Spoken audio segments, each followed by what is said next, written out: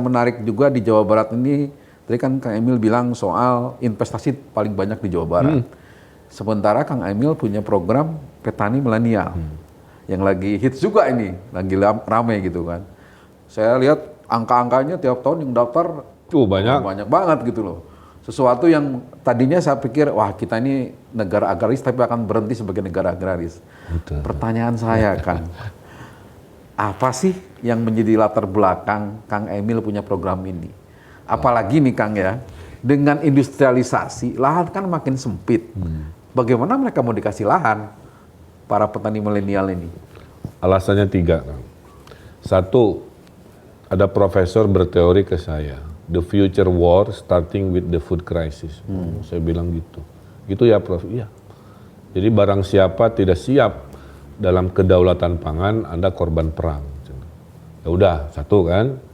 2, petani-petani rata-rata lansia hari ini itu. Tidak hanya di Indonesia, tapi seluruh dunia. Yeah.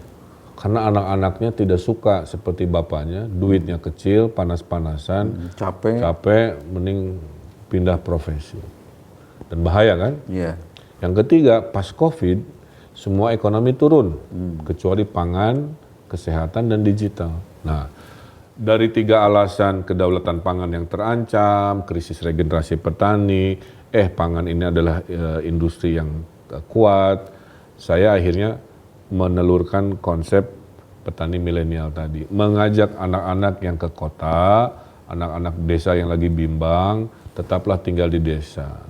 Syaratnya kuasai pertaniannya dengan teknologi, yaitu menggunakan HP buat ngasih makan ikan, IoT ya, ngasih makan ayam, nyiram tanaman pakai aplikasi, pakai drone, nyiram pupuk cair, nyari ikan di laut pakai aplikasi.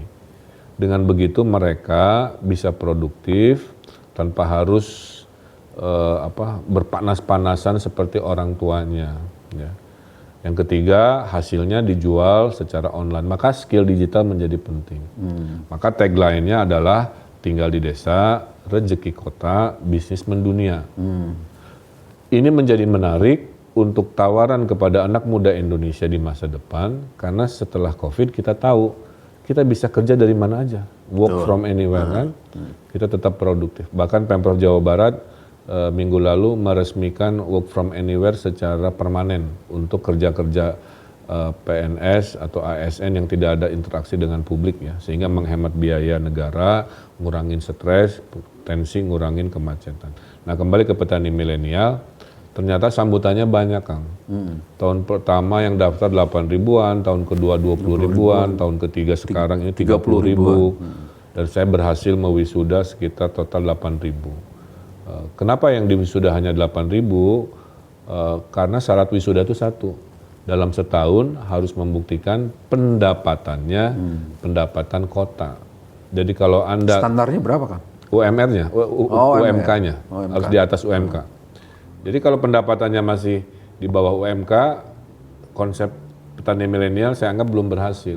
Berarti kan tidak menarik minat. Iya. Ngapain saya mereka akan tetap kerja di kota. Ngapain saya ikut program Pak Ridwan Kamil, pendapatannya sama aja. Jadi mending saya kerja di pabrik dengan upah minimum. Nah, jadi nggak semua berhasil karena program petani milenial itu bukan disangkanya program bansos, disangkanya saya ngasih duit buat enggak. Saya mempermudah komunikasi dengan perbankan. Saya permudah komunikasi dengan marketingnya ya buat jualan. Saya permudah urusan pinjam tanahnya. Tapi tetap kan mereka yang harus mikir, bekerja, mengubah pola pikir dan sebagainya. Tapi alhamdulillah dari yang terdaftar itu mayoritas 70% berhasil. 30% masih gagal.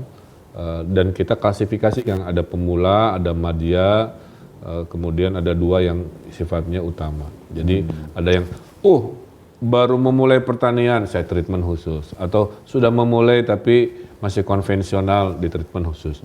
Sudah sukses tapi pasarnya masih lokal, kita treatment khusus. Atau yang sukses sekali menjadi teladan, kita treatment ke luar negeri. Jadi skalanya kita atur. Nah pertanyaan saya tadi soal lahan tuh gimana? Apalagi kita kan Jawa Barat, lahan sebagian industrialisasi paling tinggi karena investasi paling tinggi di sini.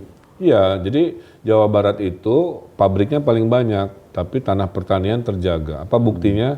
Selama 5 tahun kami menambahi 60.000 hektar areal panen baru.